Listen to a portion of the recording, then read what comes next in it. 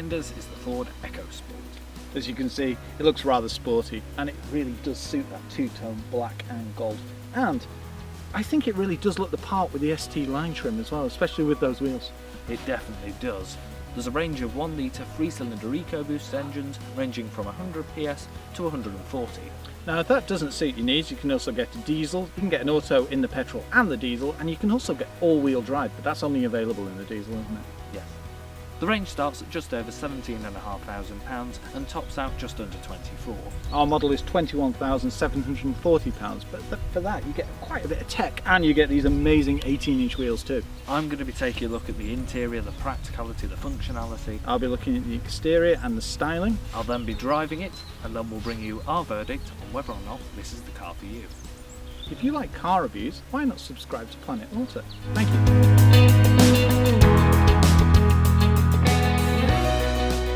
Stepping into the EcoSport, it reminds me of my Fiesta, but there's a lot more refinement. You've got the nice materials on the dash, the switchgear has a nice feel to it, and the infotainment system's very intuitive to use. You have a leather-wrapped steering wheel with red stitching that continues around the gear gaiter, on the handbrake, and these half-leather seats are very comfortable as well. When it comes to functionality, you have all-around electric windows, power folding heated door mirrors, automatic lights, automatic wipers, cruise control, your media controls on the steering wheel. You have a fuel computer that shows you things like range, speed, navigation, and your media. You can also select a favourite. You have an 8-inch touchscreen infotainment system. It has Apple CarPlay, DAB radio, Android Auto, Bluetooth, satellite navigation. You have electronic automatic temperature control, heated seats, heated steering wheel, 2 USBs, stop start, a 12-volt socket, and hill start assist. When it comes to practicality, I have lots of headroom and lots of legroom. There's plenty of adjustment in the seats. It is all done manually. There is also lumbar support, that is also adjusted manually. There is reach and height adjustment in the steering wheel. When it comes to storage, you have decent sized door bins. You could easily put a bottle of water in there, a little tray down here for your sunglasses, 2 cup holders, a little storage pot here, some additional storage in the tray and the armrest, and a lot more down here. There's also a sunglasses holder, or whatever other reading spectacles you have, and a decent sized glove box that even has a shelf for the manual. Overall, it's a very nice place to be. The infotainment system's very intuitive, the sound system's amazing. It would have been nice to see some soft touch plastic along the top of the doors, but you do have a nice padded armrest. The ST line trim really does add to the feel of this car with the leather wrapped steering wheel, the gaiter around the gear shifter. You even get the ST line kick plates on the doors. Stepping into the back of the EcoSport is nice and easy thanks to the raised ride height. Once you're back here, I've got an ample amount of headroom and an ample amount of legroom. I'm 6 foot tall, this seat's set up for Ben, he's 6'3". You'd be able to fit 2 adults back here, not a problem. 3 would be a bit of a squeeze. There's ISOFIX points on both these outer seats. You have a door bin where you could fit a bottle of water, electric windows, some nice padding on the rear door card, pockets on the back of the seats. I even have a 12-volt socket. You do have side curtain airbags, and the privacy glass doesn't make it too dark back here. Coming round to the boot of the car, you do have an unusual boot opening, the handle's hidden within the rear lens. Now, you do have to remember in multi-storey car parks that, of course, you might not be able to open it all the way, but it does stop at this first setting, so you won't catch your boot on any walls. And once it's open, it's a nice big opening, making it nice and easy to load luggage or the family dog. You do have around 350 litres of space on offer back here. Once you fold the seats down, that increases to 1240 litres. You have a nice false floor that reduces the load lip and also reduces the lip between the seats and the boot floor when they're folded down, which makes it easier to load larger objects. Underneath the boot floor you do also have your inflation kit. There is also tethering points, and it would have been nice to see something like a cargo net so you can store little items on the back of the door.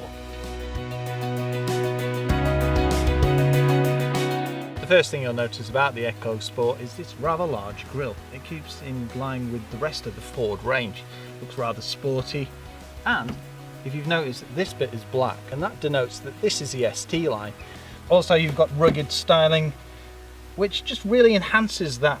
It looks really cool. Staying with the cool looks, you can really see the gold and the black, and this two-tone colour scheme really does work. You've also got automatic headlamps, rain sensing wipers, LED daytime running lights, and front parking sensors. When it comes to the side of the vehicle, you'll notice that we've got 18-inch wheels with a 45 profile. If you go for a standard model, you'll get 16s. You can also get 17s too. You've got power folding door mirrors, as you can see they're two-tone. You do have roof bars, you've got privacy glass. From the side you can also see the raised ride height, and you can see it's a very capable vehicle, but it does look very sporty with this ST line body kit too. Stepping round to the rear of the car, the first thing you'll notice is this colour-coded rear spoiler with a high-level brake light. You've also got parking sensors, reversing camera. I really do like the look of this rear diffuser. You're also reminded it's an EcoSport. If you're wondering where the boot release is, it's actually housed here, where the rear lens would be.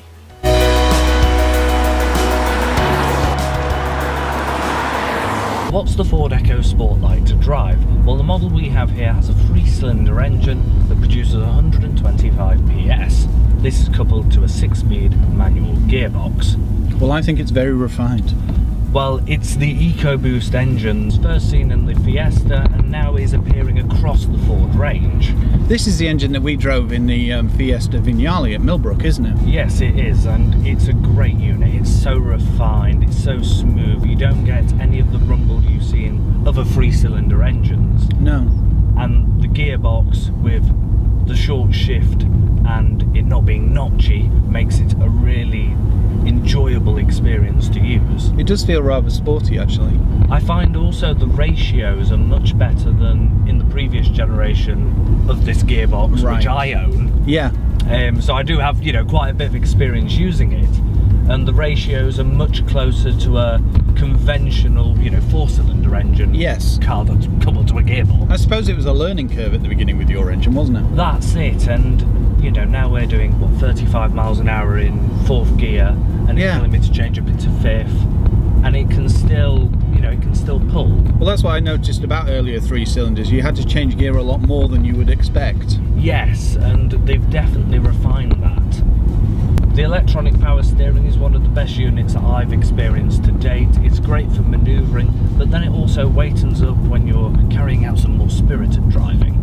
And a really good thing about the light steering is it's complemented, isn't it, with front parking sensors, rear parking sensors, and a reversing camera. Well, overall visibility is very good as well. Yeah, you've got the whole package when it comes to manoeuvring. And what surprised me about this car is the ride. Yeah. It's very comfortable, yet it still handles very well. There's very little body rumble. Yes. Considering its height. That's it, because it's a very narrow car. Yeah. When this is parked on the drive next to my Fiesta, it's no wider. Yeah. Looks like a 4-wheel drive version of your Fiesta, but a bit longer. Well, in theory, that's about it is. That's about what it is. Yeah. But it handles so well. They've definitely got the DNA of the Fiesta in this, because you can still have a lot of fun in this car. Yes, I've noticed. I'm very impressed. It's a lot more comfortable than your Fiesta's seats. Yes, there's so much more refinement on overall. This ST line trim really does make it feel like you're driving a hot hatch as opposed to a compact crossover. I'm not surprised with the stitching and the leather steering wheel, the gaiter and the handbrake. It all looks very sporty.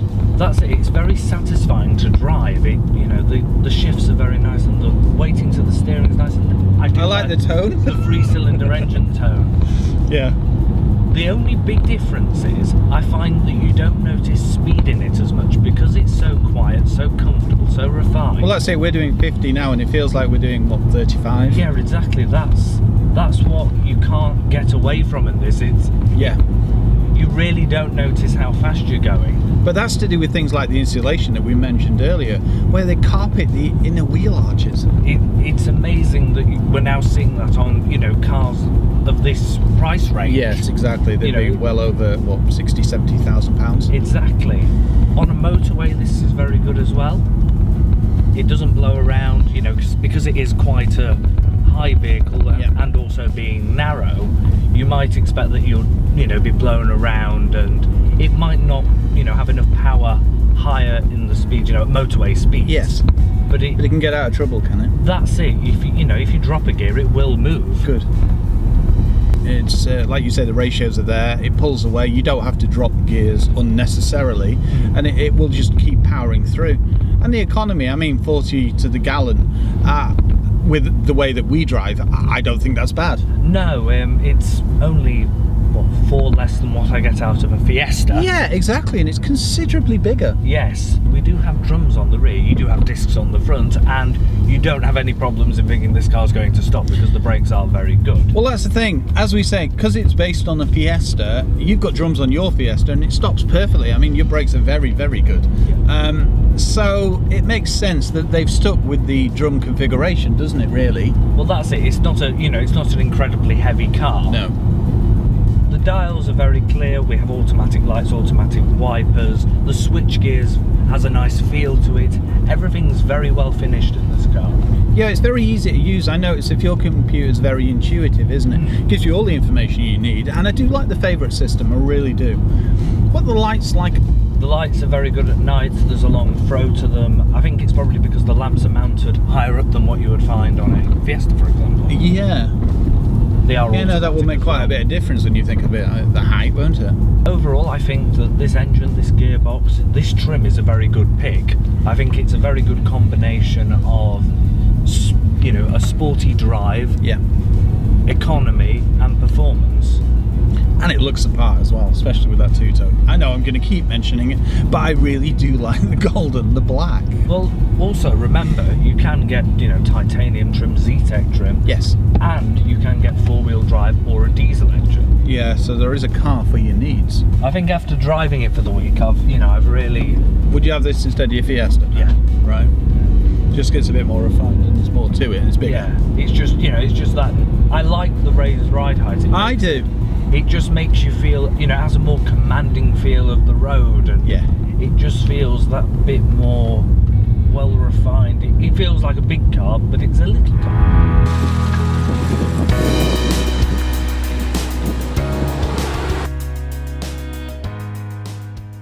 What's our verdict of the Ford EcoSport? Well, I love it. It is the gold and the black. That two-tone really does set it off, especially in the ST line. The styling really does make it stand out from the crowd. It really does. The 1 litre Ecoboost engine with 125 PS is a real gem as well. It is. And you can also get a diesel, and you can get 4x4 as well if you really want to go adventuring. This model is just over £21,500, but the range does start from just over 17,500. If you're in the market for a sporty, funky, compact crossover, then it's definitely worth taking a look at the EcoSport. It really is. For more great impartial car reviews, please subscribe to our channel. If you have any questions about the EcoSport, drop it in the comments section below. Thank you.